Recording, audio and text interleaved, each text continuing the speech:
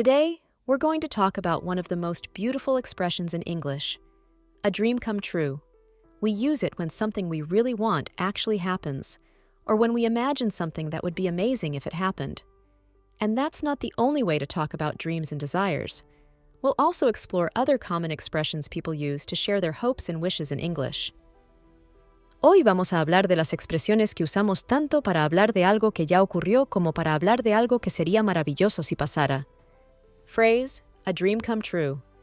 This expression means that something you really wanted for a long time has finally happened. It's very common in English, especially when talking about big goals, wishes, or life achievements. Winning the championship would be a dream come true.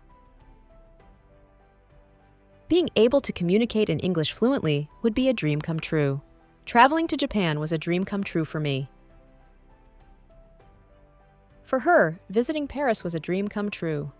Besides saying a dream come true, there are other common ways to talk about dreams and wishes in English. 1. My dream is to have my own business and be my own boss. My dream is to speak English fluently. Her dream is to become a doctor. 2. I've always dreamed of visiting New York. I've always dreamed of playing the guitar. 3. It's always been my dream to travel around the world. What I dream of is living near the ocean. In English, both sea and ocean exist, but ocean is often used in expressions about dreams, wishes, or romantic ideas. It sounds bigger and more poetic. What I dream of is living near the ocean.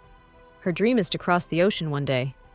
If you just mean mar in a simple or everyday way, English speakers often use sea. We spend our holiday by the sea. Remember, to reach your dreams, you need to work hard, and here at Word Warehouse, we want to help you achieve them. Keep learning, keep practicing, and never stop working for your dreams. See you in the next video.